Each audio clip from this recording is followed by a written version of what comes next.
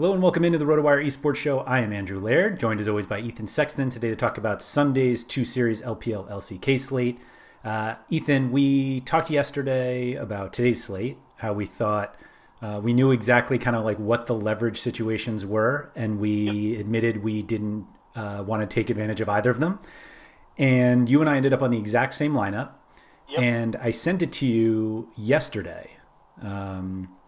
And you were like, I have that lineup, and I think we're going to tie with like a ton of people. And the tournament you entered, you finished first. The tournament I entered, I finished seventh.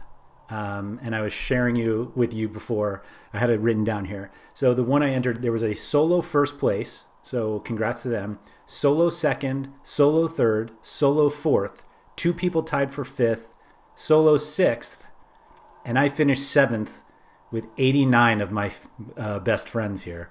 I can't remember if we said it actually while we were recording. I feel bad if we didn't, but we were saying it felt like a good cash slate. And I didn't play any cash, and I should have played a bunch of cash. Yeah, no, I mean, I was surprised.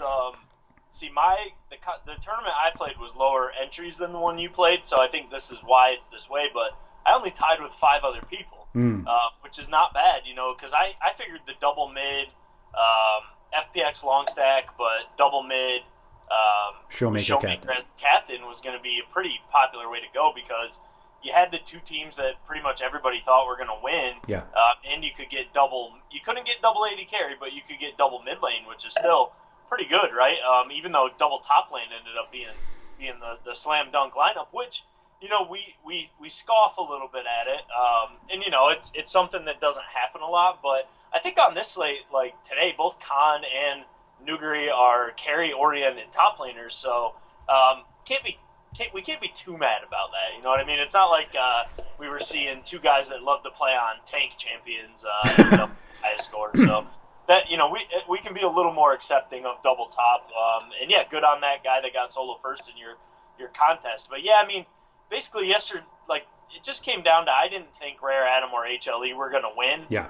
And sometimes I'll still play an underdog, but I think it was my love of FPX coming through made me just want to play double favorite. And you had said to me about cash games, something to me about cash games last night, as you mentioned, and I just wish I would have played more cash games, because I finished first in the cash games I played as well. So I really should have went all in on this slate, just for like double up purposes. It would have paid off pretty nicely, but oh well. I think the double top thing with me, it's like if I could play Nuguri as a captain but not play another top laner, like that's what I want to do. I want to play 2 AD carries that get or 2 mid laners that don't get the extra points, because I want to play I want to get Nuguri's captain points. But yeah, obviously you can't do that. But like that's what it's not so much that I don't want to captain. Nuguri's really the only one I ever want to captain. And it's not that I don't want to captain Nuguri, it's that I just don't want to play another top laner. Yeah, I mean, I totally understand that. It's because it's such a volatile role. But going forward, I think, especially these LPL matchups with the teams that are left, all the top laners are freaking studs, man. Yeah. And like RNG in particular, like Xiaohu is the main carry. He just plays top lane. But all these guys, 369, Zoom, Nuguri, like all these LPL top laners that are left are nasty. They're a lot of fun to watch, man, and they can take over games. So it is something that we should maybe consider a little more as we continue to work our way through the playoffs here. Yeah, no, that's fair. Speaking of working our way through the Sunday 2-series slate, we have Suning favored against WE and T1 favored against Gen.g, which I think a few weeks ago we would have been quite surprised about. But T1 seemed to have figured things out, and Gen.g, I guess Gen.g are as good as we thought they were, although obviously at this, like months ago, maybe at the season started, and we were like, yeah, T1 and Gen.g are playing in the playoffs. We'd be like, yeah, that sounds about right. And both series are supposed to be close, so I think it'll be, for lineup diversification purposes, I think we're going to see a lot of combinations, because I think you can make a case for all 4 of these teams. I'm guessing that Suning is more popular than WE just because they're favored. And but like if WE won, I don't think anybody's so baffled by it. And the same thing with Gen G and T1. Like I think this is a really good slate, except for those who like to play one lineup because it's going to be tough to figure out which way to go. Which is me, man. Yeah. I'm a one lineup guy for the most part. Yeah. I got to tell you, man, when I opened DraftKings, I was pretty shocked that WE are priced as the underdog and are the underdog according to the betting lines you just read off because I totally agree with what you're saying. Like, any one of these teams can win, and it wouldn't be a surprise at all. So it's not like Suning don't have a chance or anything. But the fact that WE finished higher in the standings than Suning, and they just swept them less than a month ago in one-sided fashion. I mean, they crushed them, man. It was pretty surprising to me that WE were actually priced as the underdog. So I'm wondering, we see it a lot that the teams priced as favorites are usually chalkier, right? Yep. No matter what, like just they're more expensive. They've got to be better. So we got to, which is fine. Like if people are more casual or whatever, then they're going to go that route. It makes a lot of sense. But like for me, why wouldn't you just start your lineup with WE tomorrow? They're cheap.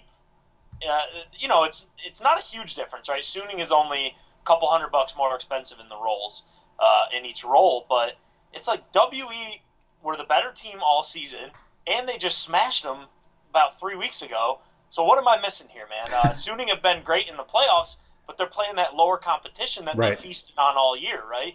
And when it came time for them to step up and beat a team that was ahead of them in the standings, I don't know if they ever did it at all this split. So I like WE a lot tomorrow, and I was a little surprised they're the underdogs. So it's funny you say that because I wasn't sure where I wanted to go with the T1 Gen G series, but I was also surprised that WE was not favored. But I was pretty much willing because I think that one's close enough. And I mean, it sounds weird because I think the T1 Gen G one could go either way. But I wanted to basically say I'm going to take the underdog, whoever's cheaper in the LPL game, and just play one lineup with Gen G, one lineup with T1, and just go down with whatever underdog LPL team I'm going to play. And I think that's what I'm going to do. Yeah, I like that. I mean, the matchups are so closely priced for the most part that you could get away with.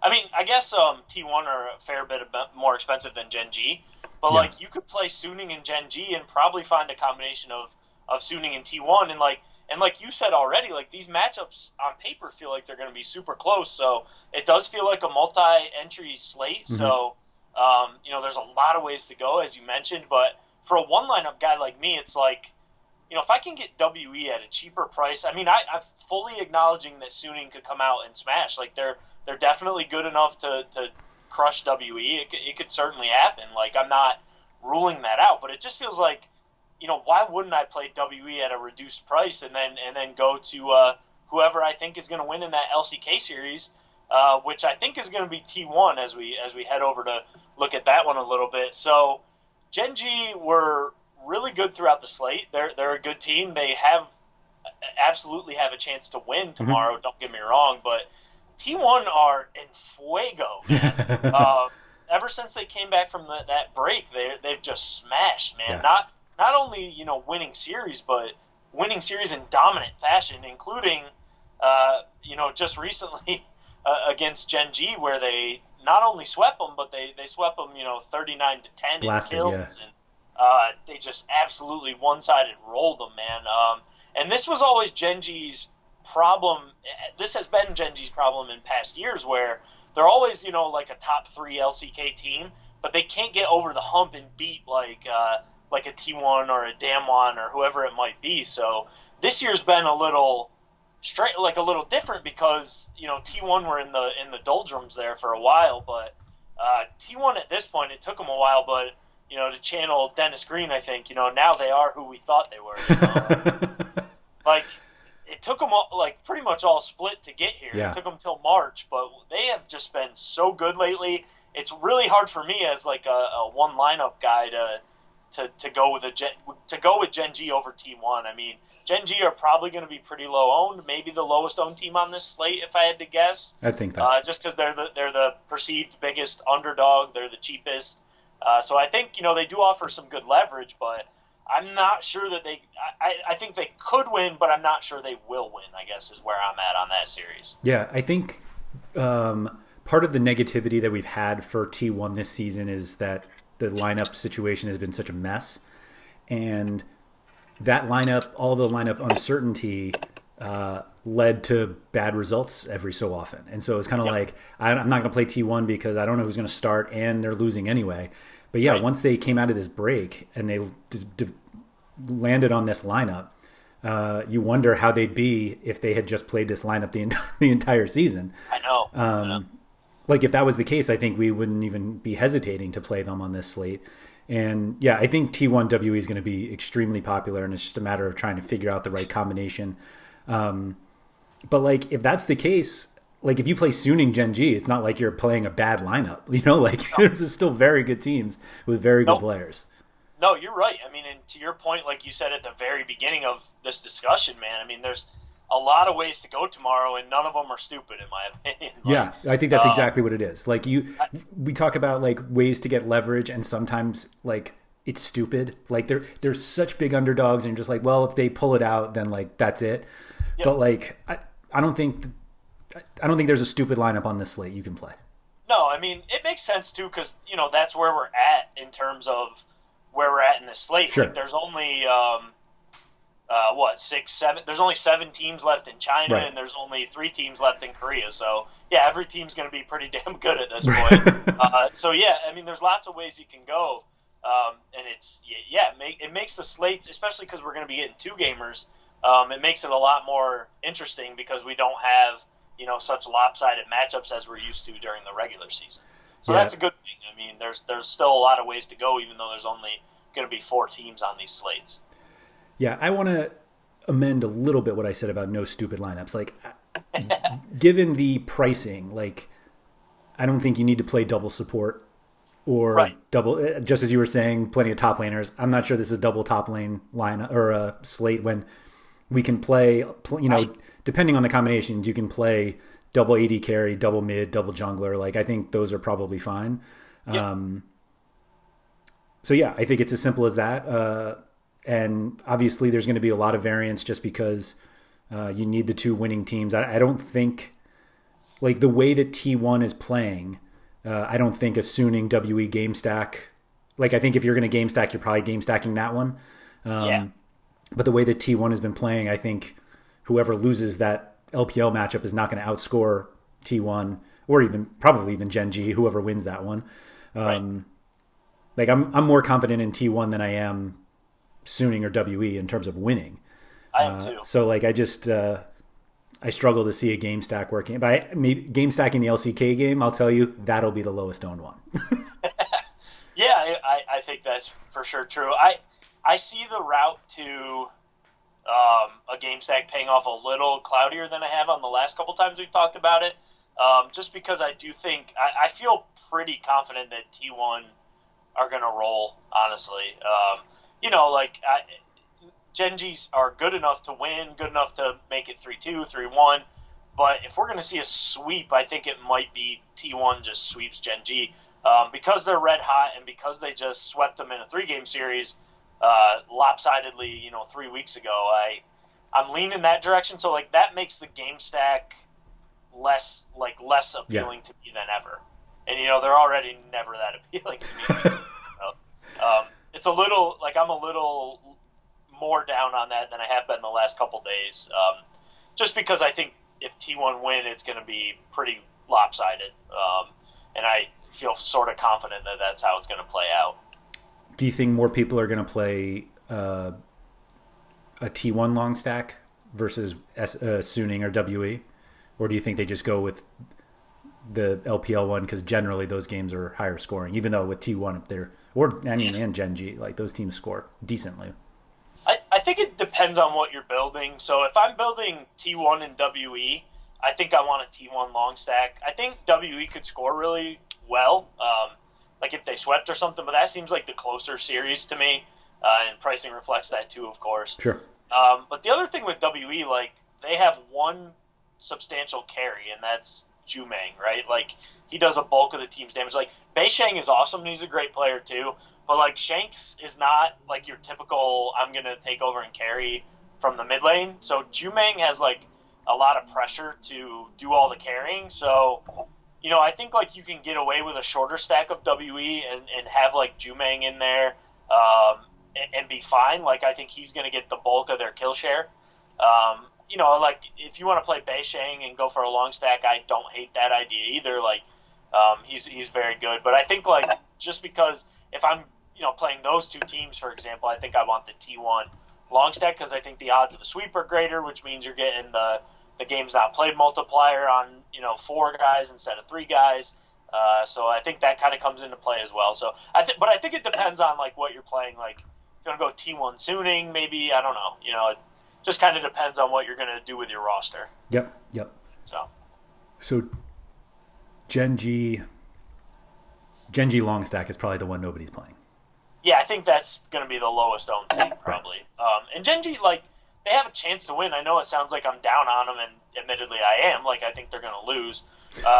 But I do have to at least acknowledge that they're good enough to win, right? These are all good teams, like we mentioned. So you're going to get them at the lowest ownership on this slate, and a 4-man stack of them is surely going to be a way to differentiate your lineup, which is never a bad thing on a 2-game slate. Yeah.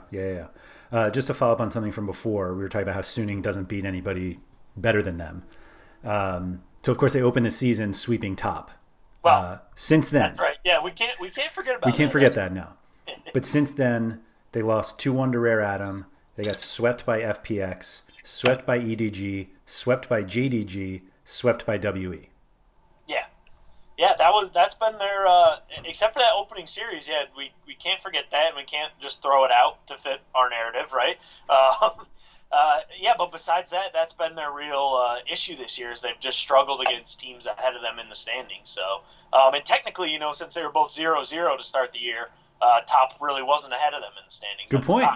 Excellent point. To bring it back to our narrative. Yeah. Yeah, I mean, you're right. You're absolutely right. They smashed that series, but then other than that, they just haven't been able to beat the teams that have been ahead of them in the standings this year. So I mean, you have to imagine that if we had a Suning top matchup right now, we would fully be on board with top. Like, yeah, I think I would be for sure, man. Yeah. Like, just based on not even just based on like the fact that they finished higher than them in the standings, but that the current form and stuff like top have looked insane lately. So yeah. We'll get to them. I think for sure. Like top would definitely be favored, even though they lost. I mean, we might get that series. Yeah, we might get it. All right, so we'll see what happens. We'll see. Okay, if you guys have enjoyed the video, if you could please hit the like button below, feel free to subscribe for all the RotoWire videos. You could also try a 10-day trial to the RotoWire website, which gets you access to all the sports that we cover. Just go to rotowire.com/YouTube to try that out. No credit card required for that. Also gets you access to our subscriber Discord chat, which has actually been dropping a few esports betting conversations lately, if that's your thing. So if it is, jump in there. Ethan, thank you for that, and good luck on Sunday. All right, man. Same to you.